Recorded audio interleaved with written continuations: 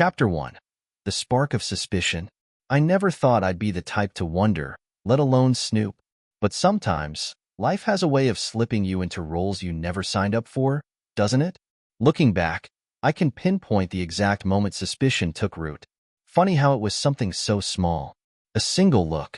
Ryan, sitting across from me, barely present in our living room, staring down at his phone. I glanced up from my book, catching him at just the right moment, his mouth curved in a smile, eyes lit up by a message. It was a look that felt strangely out of place, a private joy, one that didn't feel like it belonged to me anymore. Before I could say anything, he glanced over, noticed me watching, and the screen snapped dark. Just like that. He covered it up with a quick smile and mumbled something about work stuff. And that was that, back to his guarded silence. But something had changed. I felt the tiniest fracture in my trust. And once you've seen that crack, it's hard to unsee it. I spent the next few days trying to brush off my concerns, pushing them away as nothing more than silly, paranoid thoughts. After all, Ryan and I had been together for a long time. We'd built our relationship on trust, hadn't we? I was the one he'd turn to with his struggles, the one he'd laugh with over our morning playlists on Sundays. Music was our thing. From the beginning, we'd bonded over little songs I'd send him, every track a small note that said, "I'm thinking of you." I could still hear him sometimes, humming a song as he'd pour me a cup of coffee. So I clung to those memories, hoping they would drown out the doubt. But doubt has a way of sticking. One night, he came home a little late. He'd said he'd be working extra hours, but when I tried to text him earlier that afternoon, I hadn't gotten a response. So when he slipped through the door, I was watching from the kitchen. He seemed tense, his shoulders tight, and he avoided meeting my gaze. "You okay?" I asked, trying to keep my voice steady, like I hadn't been worrying all day. "Yeah," he said, avoiding my eyes. "Just a long day." And with that, he headed straight upstairs, phone clutched tightly in his hand. He didn't even leave it out of sight to set down his keys.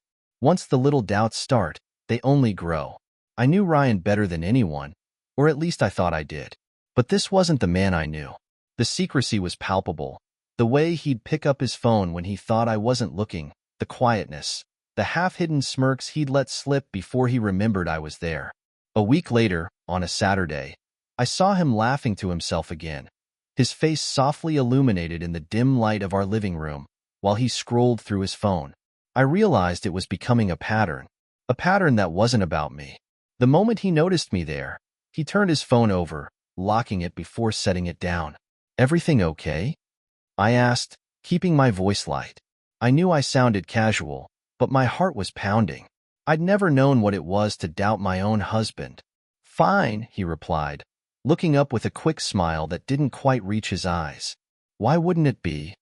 That night, as I lay in bed beside him, I thought about all the small moments we'd shared. Our first night in this house, our shared playlists, little collections we'd make for each other. Every anniversary, I'd compile a list of songs for him, one track for each of our years together. It became our tradition.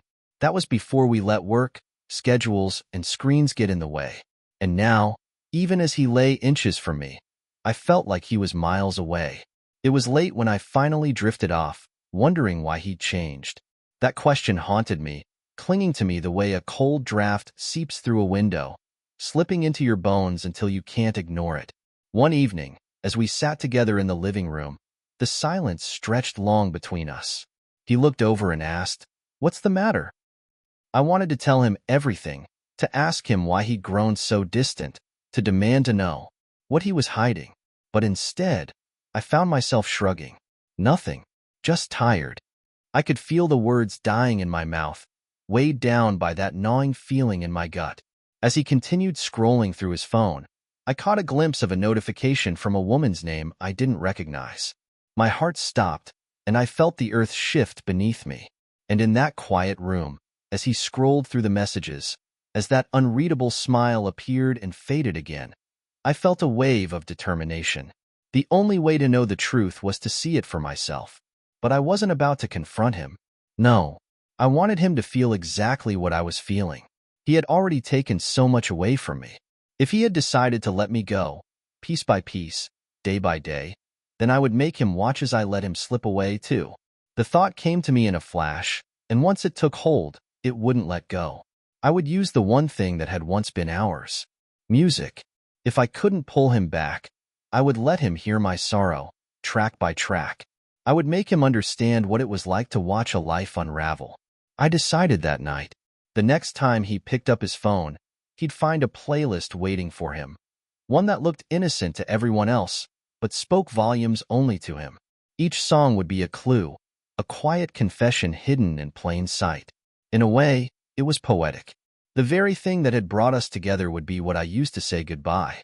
As the first hint of dawn crept through the window, I lay there in bed, wondering if he had any idea that his own world was about to change. Chapter 2. The plan takes shape. The idea came to me unexpectedly, like a song you hadn't heard in years suddenly playing on the radio, pulling you back to a forgotten memory.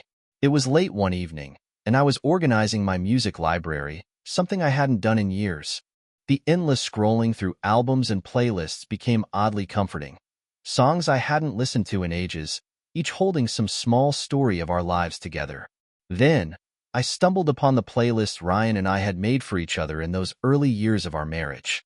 I clicked through them one by one, remembering the quiet Saturday mornings when we'd drink coffee and let the songs wash over us.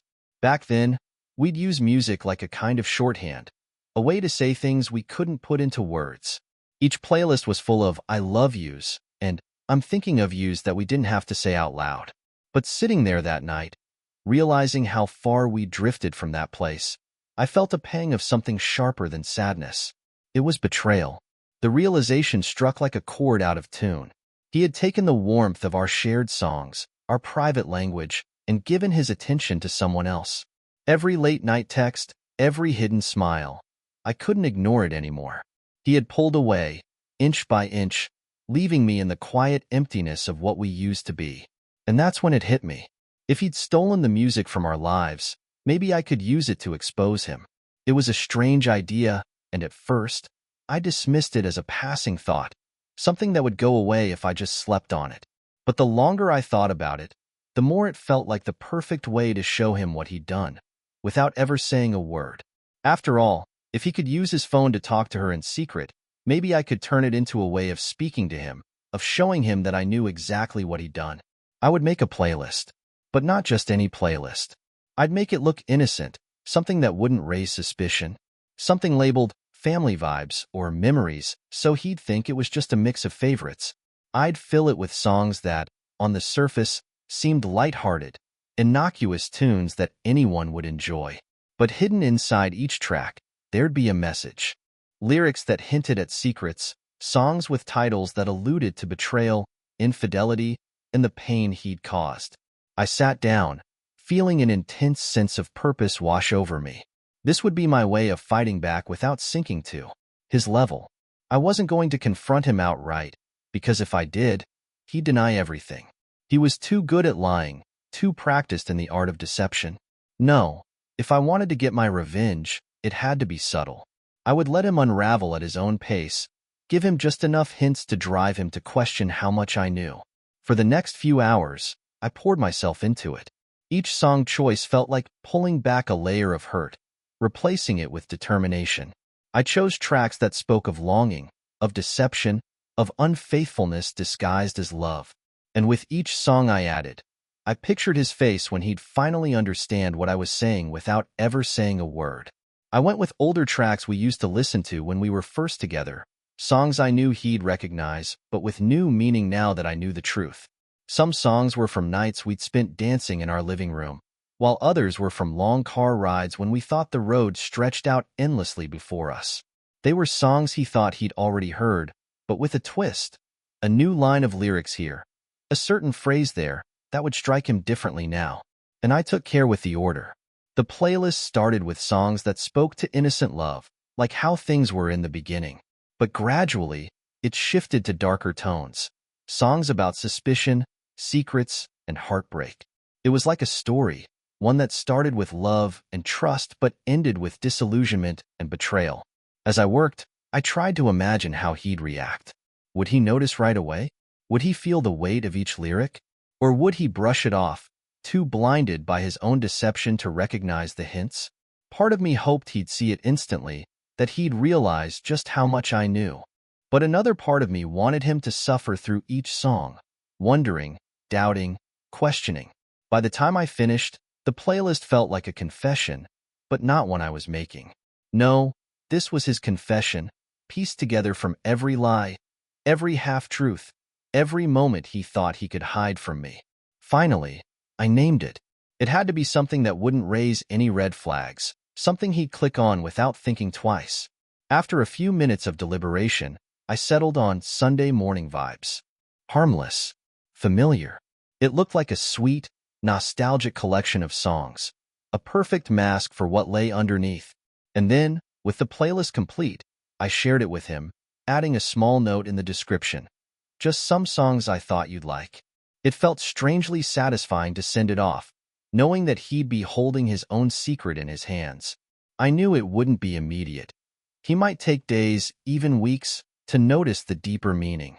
But that was part of the plan.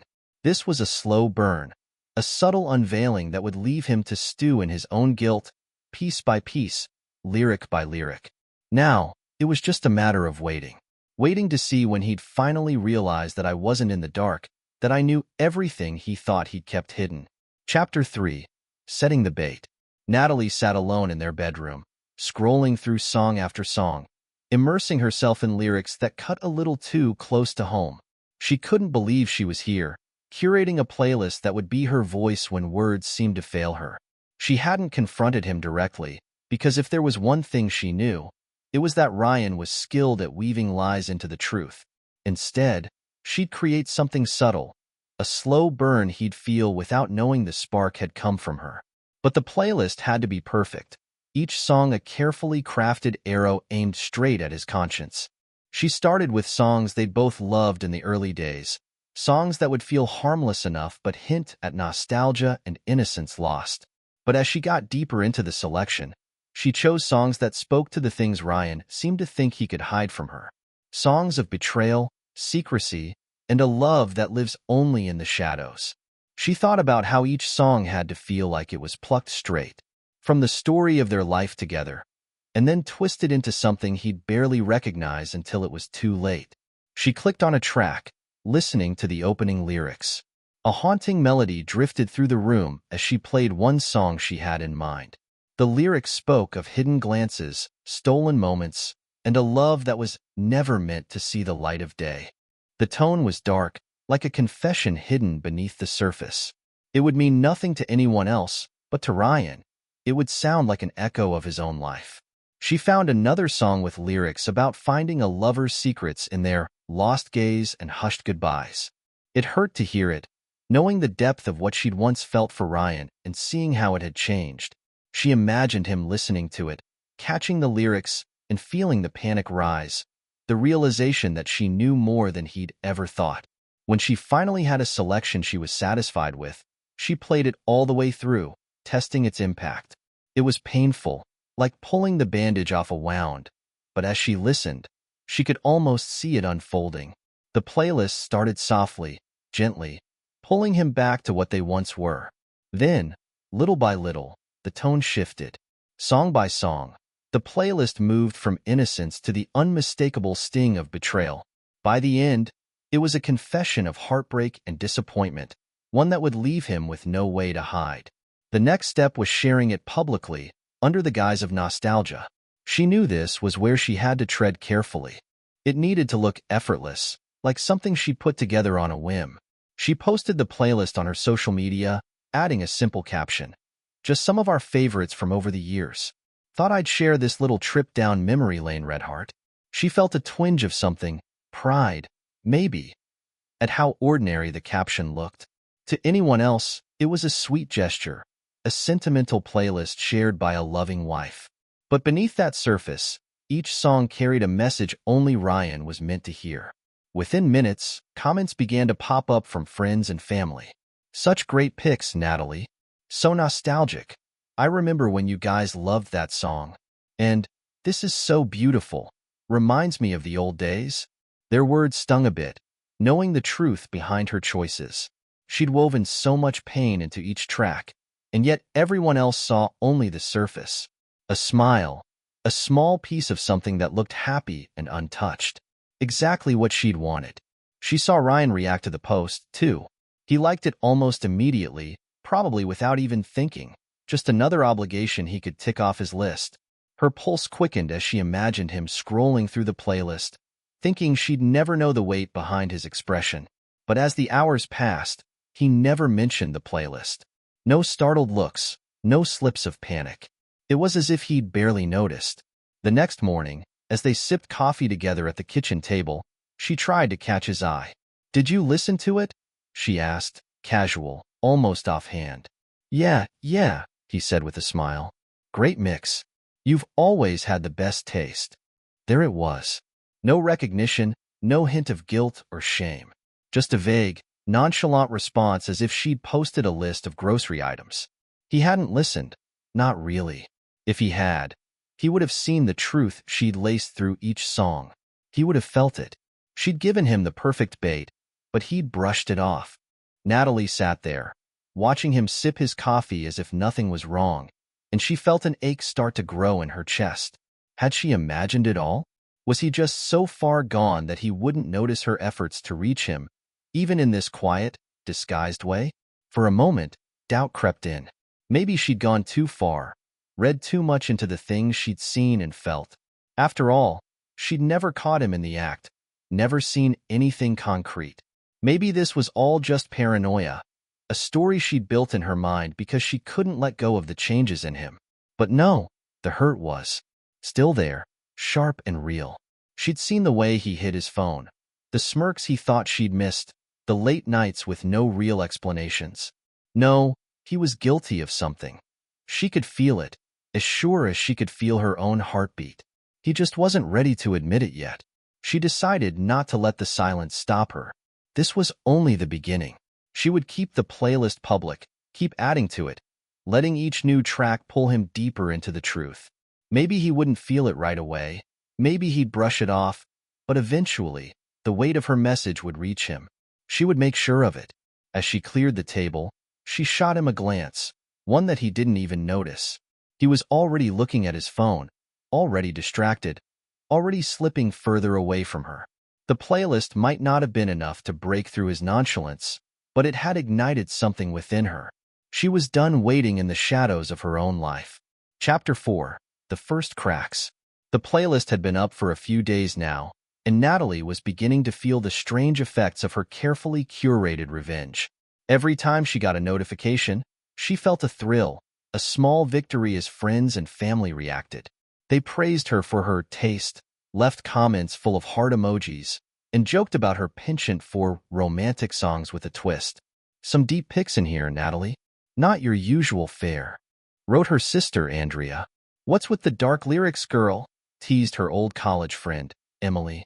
"Are you trying to make us all cry?" She laughed at their comments, feeling a small victory rise within her. They had no idea what lay beneath the surface of her song choices. To them, it looked like a sentimental tribute, a shared memory of her and Ryan's past. But in reality, each song was a step closer to exposing the truth. But Ryan? His reaction was muted. At first, he had simply liked her post. It had felt dismissive, a throwaway gesture, one he probably did while barely glancing at the playlist. She had waited to see if he'd mention it later, but he hadn't. It stung. Was he that immune to guilt? Finally, one evening as they sat on the couch, she took matters into her own hands. She was scrolling through her phone, pretending to browse, when she casually opened the playlist and let it play aloud on her speaker. Ryan glanced up from his phone, frowning for a second before looking back down, immersed again in whatever he was hiding. As the first track played, she watched him closely. The song was one of their old favorites, an innocent love ballad they'd once called their song. She could see him relax into it, his posture easing as if he'd let his guard down. But then the second track started. This one was different, a haunting song that spoke of betrayal, a confession wrapped in delicate lyrics. The singer's voice cut through the room like a whisper, and Natalie could almost feel the tension ripple between them. She turned her head slightly, watching for any sign of recognition in him. It was subtle at first. a slight furrow of his brows, a tightening of his grip on his phone. She saw his eyes flick over to the speaker, then back down, as though he were willing himself not to hear the words. But then, when the chorus hit, he couldn't ignore it. "Didn't know you were into this kind of stuff, babe," he said, his voice almost casual. He chuckled, but it was forced, his laughter hollow and uneasy. She could hear the edge of something there, a small crack in the facade. "Oh, just thought I'd add something different," she replied smoothly, keeping her tone light. "I've been feeling a little introspective lately." Ryan looked at her, eyes narrowing just slightly. "Yeah, I can tell," he said, forcing another chuckle, trying to play it off. But there was a flicker of something else there, just a flash of nervousness before he wiped it away with that practiced smile. He turned his attention back to his phone, but Natalie could see the way his shoulders stayed tense, the way his grip. "Ryan, do you think she knows? Those songs, it's like she's speaking to us. She's hinting at us. Do you think she knows?" A knot formed in his stomach. The words, each carefully chosen song, now appeared like bright, glaring signs. She had known, he thought. All this time, Natalie had known. He tried to shake it off, telling himself it was just a coincidence, that there was no way Natalie would be so calm if she knew. But doubt crept in, tightening around him. After all, the songs hadn't been the random mix he'd assumed. They'd felt specific, intentional. He couldn't remember the last time Natalie had even shown an interest in those old tracks. Why would she be playing them again now, of all times? Ryan's phone buzzed again. "She's not saying anything, but I can feel it. We need to be more careful. Maybe we should back off until we know." He wanted to tell her she was overreacting, that Natalie had no idea, but he couldn't bring himself to type the words. Not with the playlist echoing from the kitchen, a melody of secrets spilling out from every lyric. Natalie watched him, noting every tiny movement, every twitch of his face. She saw him text back, his fingers hesitating before pressing send. She wondered what they were saying to each other, if he was confessing his fear, the guilt she hoped he'd be drowning in. She felt a grim satisfaction rise in her chest as he fidgeted with his phone, his face tight with worry. As he walked inside, he forced a smile, his tone light but his eyes darting to the speaker. "Your playlist? It's been on a loop, hasn't it?" he said, trying to sound amused but failing to hide the nervous edge in his voice. "It's pretty nostalgic. Almost a little too nostalgic, don't you think?" Natalie met his gaze, her face perfectly composed. She shrugged. "I thought you liked these songs. You used to sing along to them, remember?" Her voice was calm, her tone deliberately even. He hesitated, unsure of how to respond. Yeah, of course. I didn't know you were still into them." "I thought they were nice reminders," she said, her eyes locking onto his, daring him to argue. For a moment, they stood there, tension crackling between them. Ryan looked away first, scratching the back of his neck, clearly uncomfortable. "Right. Well, I guess I'd better go finish with the grill," he muttered, heading back outside, his steps a little too fast, too eager to escape her gaze. But once he was alone in the backyard, he felt the weight of the situation settle in, heavier than before. He'd always considered himself careful, subtle, his tracks well covered. Natalie was the last person he'd ever imagined would see through him. And yet, those songs. She had to know. It gnawed at him, clawing at the edges of his mind. He was being watched. He was sure of it. He pulled his phone out again and saw another message from his mistress. "We should talk later. I'm really worried she's figured it out." He typed back quickly, "You're overthinking it. I'll handle it." But the words felt hollow even as he pressed send. He couldn't shake the feeling that Natalie knew more than she was letting on, that each song she played was like a tiny crack in his carefully built facade. Inside, Natalie watched him through the window, noting every little movement, every tense gesture. He was unraveling, slowly, and she could see it. It wasn't the open confrontation she'd once imagined, but it was close. This was far better, far more satisfying. Watching him squirm, knowing he was caught yet unable to admit it, was a quiet victory. The next morning, the tension between them only grew. He was short with her, his voice tinged with irritation over breakfast, picking tiny fights over trivial things. A misplaced coffee mug, the milk left out a little too long. Every interaction was tinged with an unspoken accusation, as if he was waiting for her to break the silence, to throw his betrayal in his face. But Natalie didn't budge. She met each petty argument with calm indifference. On the phone tightened as the song played on. She felt a small thrill of satisfaction. Finally, he'd heard it. He knew there was something there, some unspoken accusation lurking just beneath the surface. But he didn't say a word. As the song ended, she watched him, waiting for any kind of reaction, anything that might suggest he understood the message she was sending. But he simply locked his phone, stood up, and muttered something about heading to bed early. He was trying to run from it, she realized, trying to hide behind the same calm facade he'd built, pretending it was just a random playlist, that she hadn't planted it with purpose. He wouldn't acknowledge it, wouldn't let himself see the truth in it. A surge of frustration welled up within her. She'd put so much into this, every song a careful choice, every lyric a quiet accusation. And yet he was brushing it off, refusing to face what was right in front of him. It felt like her plan was slipping through her fingers, her subtle hints too delicate to break through the wall he'd built. Self-doubt crept in, cold and unwelcome. Maybe she'd been wrong, she thought. Maybe this whole thing was just a figment of her imagination, her own insecurities twisting every song, every glance, every smile into something it wasn't. Or worse, maybe she was right, and he just didn't care enough to notice. For a long while, she sat alone in the living room, the silence pressing down on her as she replayed their conversation in her mind.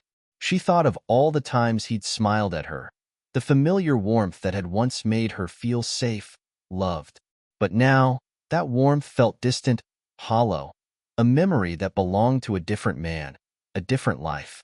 She thought about confronting him, letting her doubts out in a single burst, forcing him to admit what he'd done.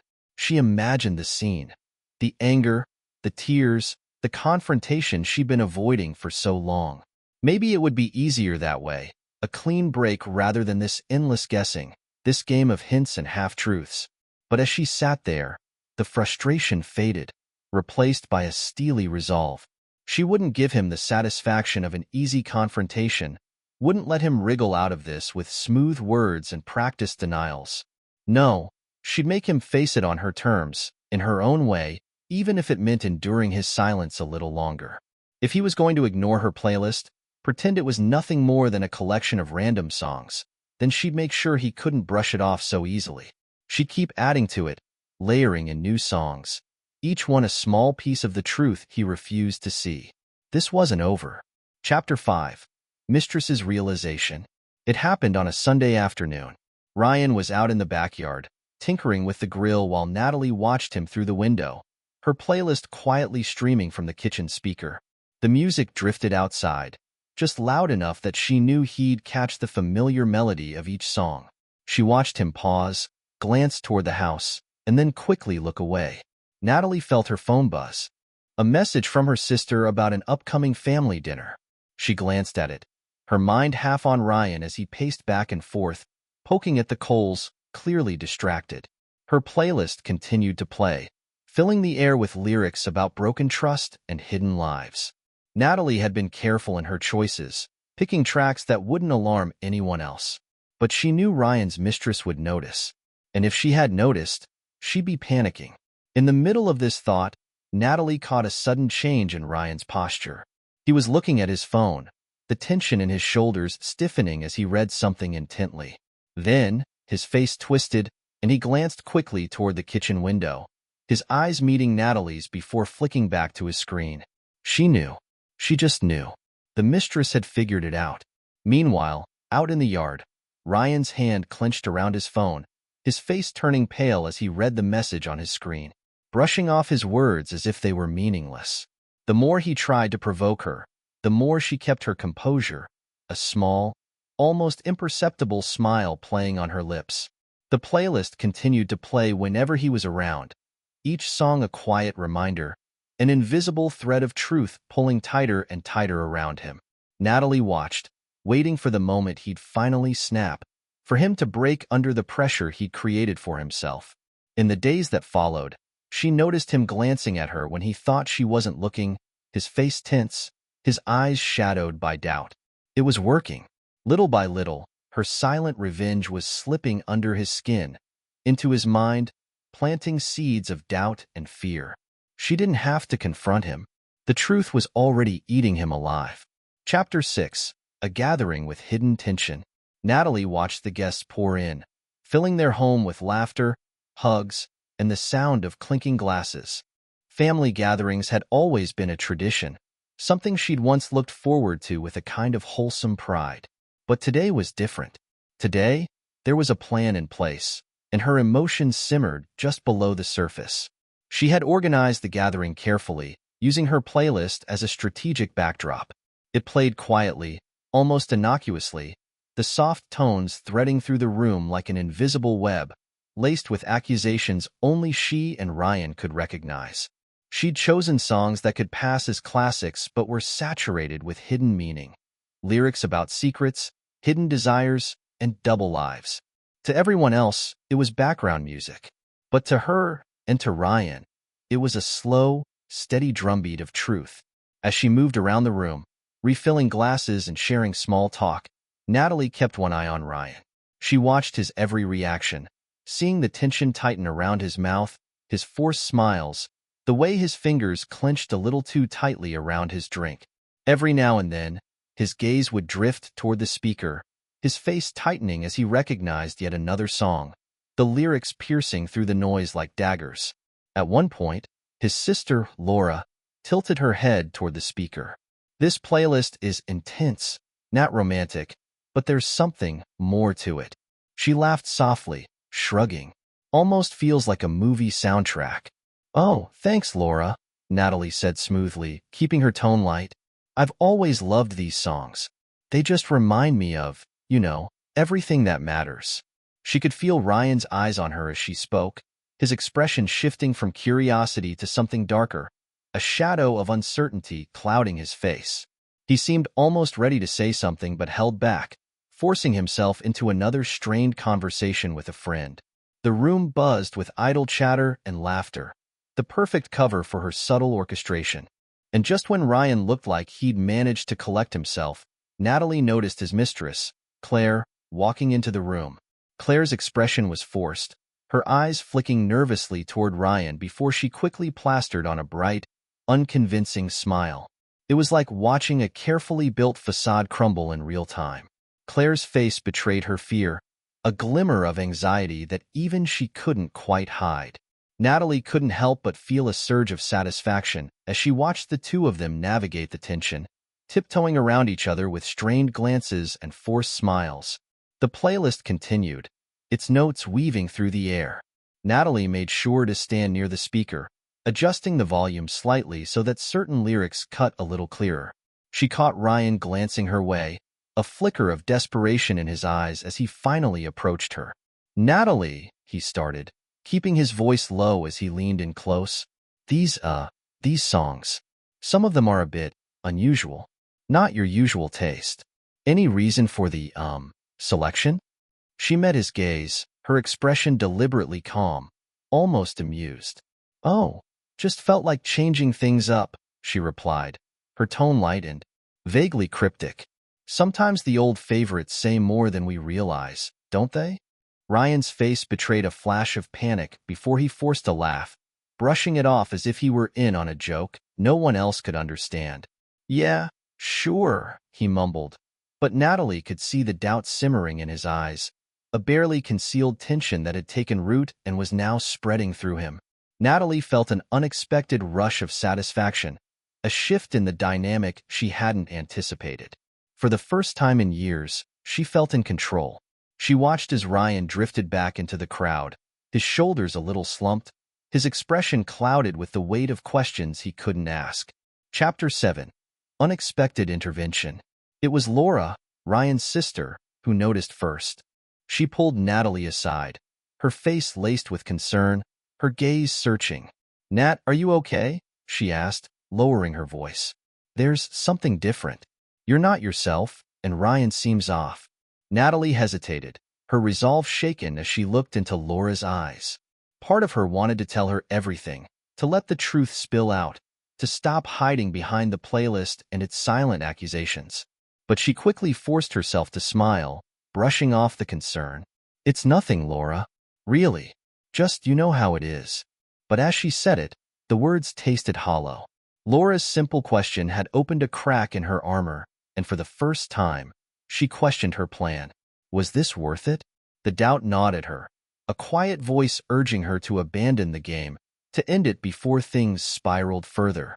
But then she caught a glimpse of Ryan, standing beside Claire, their shoulders too close, their expressions tense. The betrayal flared up again, reigniting her anger, and with it, her resolve. She wasn't ready to let this go. Not yet. Chapter 8. Intensifying the playlist. Back at home that evening, Natalie sat down to update the playlist, her fingers moving with a purpose she hadn't felt before. If Ryan hadn't gotten the message yet, she'd make it even more explicit. She carefully added songs that cut deeper, each lyric laced with pointed references to deception, betrayal, and broken promises. There was no mistaking her message now. Just as she was finalizing the playlist, she heard Ryan's footsteps down the hallway, approaching the study. Her heart raced as she quickly minimized the screen, shifting to an innocent web page, trying to look nonchalant as he entered. "What are you up to?" he asked, his voice strained, his gaze lingering on the screen. "Oh, just browsing," she replied, keeping her tone casual. She could see the suspicion flickering in his eyes, the tension in his posture, but he forced a smile, pretending he wasn't concerned.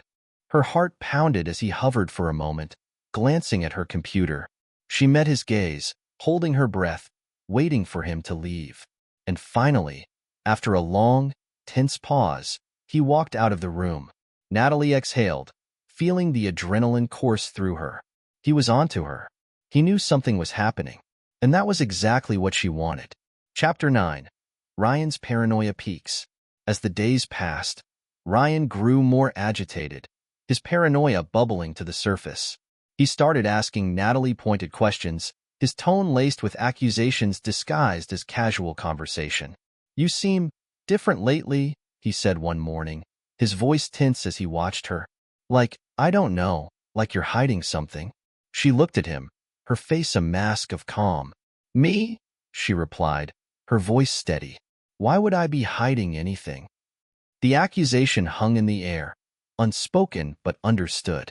She could see the doubt in his eyes, the guilt gnawing at him, but he couldn't bring himself to confront her directly. Meanwhile, his mistress, Claire, was growing increasingly frantic. Her messages to him were filled with desperation, telling him they should stop, that Natalie was onto them. She urged him to confess, to come clean before things spiraled out of control. But Ryan couldn't. He knew that. Confessing meant risking everything: his family, his reputation, his carefully built life. So he clung to the lie, desperately trying to maintain control, even as the playlist continued to haunt him, each song another reminder of his hidden sins. Natalie could see the strain wearing on him, the subtle cracks forming in his confident facade, and for the first time, she felt a quiet sense of justice, watching him unravel under the weight of his own deceit. Chapter 10. The Breaking Point. It was late, the house blanketed in the kind of silence that only settled in the middle of the night.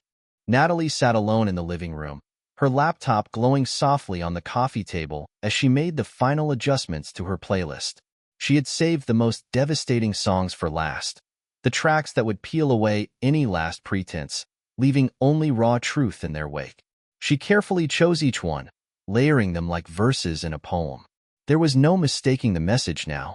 The lyrics in each song were her confession, each line an unspoken declaration of what she knew, of the betrayal that had torn her open, layer by layer. The first track was a haunting ballad about love gone awry, the lyrics speaking of trust broken beyond repair. It was a song they'd both loved years ago, when they'd still been wrapped in the naive belief that their love was unbreakable. But now, the words took on a new meaning, every note sharpened by betrayal. She added another song, a slow, aching melody that spoke of secrets hidden in plain sight, of a lover who pretends to be faithful while their heart lies elsewhere. The singer's voice wove through the lyrics like a confession, each line piercing and unmistakable. With each addition, Natalie felt a strange sense of closure. It was as if she was stitching together the fragments of her own heart, weaving them into something that would make Ryan feel the depth of what he'd broken. Finally, she pressed save and leaned back, watching as the songs played one by one, filling the empty room with a soft, melancholy sound. She knew Ryan would hear them soon enough. The following morning, as the playlist hummed quietly in the background, Ryan couldn't ignore it any longer. He'd been on edge for days, his nerves frayed, his guilt barely concealed beneath a thin veneer of control. She could see it in the way he shifted uncomfortably, the way he glanced at her, as if trying to read her mind. Finally, he broke. He walked into the living room, his face tight with frustration, his voice tense as he spoke. "Natalie," he began, his tone forced and a little too casual. "What's with these songs? I mean, come on. Why these choices? What are you trying to say?" Natalie looked up at him, her expression calm, her gaze steady. She could see the desperation in his eyes, the fear flickering just beneath the surface. But she held his gaze, refusing to give him the relief of an explanation. "They're just a reflection of my feelings lately," she said quietly, her voice even, almost detached. "Sometimes, music says what words can't." He blinked, caught off guard by her response. "Feelings? What feelings, Natalie?" His voice was louder now, laced with an edge of panic. "What exactly are you trying to tell me?" But she simply smiled, her face serene, betraying nothing. "If you don't know, then maybe you should listen a little closer." He stared at her, his face contorting with frustration and disbelief. She could see him fighting to keep control, struggling to understand the silent accusation threaded through every song. "Natalie," he said again, his voice lower, his tone almost pleading now. "Why are you doing this? Just talk to me." She looked at him for a long moment, feeling the weight of everything that had led them here. The late nights, the whispered conversations, the lies he'd woven so carefully. And in that moment, she knew that talking would accomplish nothing. There was nothing left to say. "I think the music says it all," she replied softly, letting her words hang in the air between them. Ryan opened his mouth to argue, to demand answers, but something in her gaze stopped him. He looked away, his shoulders slumping, defeated. The silence stretched, thick and heavy, as he realized that he had lost control, that the power had shifted. Without another word, Natalie stood up and quietly left the room, leaving the playlist running behind her, each song a lingering reminder of everything he destroyed. Chapter 11. The Aftermath and Open-Ended Finale. As she walked away, Natalie felt a strange sense of peace settle over her, the weight of his betrayal finally lifting, replaced by a quiet resolve. She didn't need to confront him, didn't need to hear his excuses or his denials. She had spoken her truth, and now it was his to grapple with.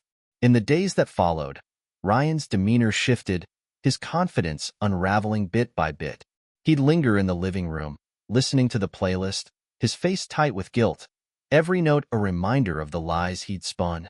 He'd search her face for clues, hoping for a confrontation that never came. But Natalie kept her silence, watching as he struggled to live with the knowledge that she knew everything, yet had chosen to say nothing. One evening, Ryan's sister, Laura, called to check in, her voice laced with concern. She'd sensed the tension, the unspoken strain between them, and wanted to know if Natalie was okay. But Natalie only offered vague reassurances, keeping the truth to herself, letting Laura's questions fade into the background. And as the days turned into weeks, Natalie found herself contemplating her next steps, her thoughts drifting to a future she had yet to decide. Part of her wanted to leave, to break free from the shadow of betrayal, to start anew. But another part of her, the part that still remembered the good years, hesitated, torn between anger and the faintest thread of hope. In the quiet moments, as the playlist played softly in the background, Natalie felt the weight of her decision looming, each song a reminder of the choice she had to make. She hadn't forgiven him. She wasn't sure she ever could. But she knew that, Whatever she decided, she had regained a sense of control, a strength she hadn't felt in years. Ryan, meanwhile, was left to live in the silence she had created, each song a haunting echo of his own betrayal. He'd sit alone, listening to the playlist, hoping for answers, for closure. But Natalie knew that he'd find none, that the quiet, meticulous revenge she'd crafted would leave him questioning, doubting, forever haunted by the knowledge that she knew, yet had chosen to leave him to his own guilt. The story concluded with Natalie's quiet, steady resolve, her future uncertain, her decision still unwritten. But one thing was clear. She had taken back her life, piece by piece, leaving Ryan trapped in the prison of his own making. And as the final song played, its haunting notes filling the empty room, she allowed herself a small, satisfied smile, knowing that her silence had spoken louder than any words ever could.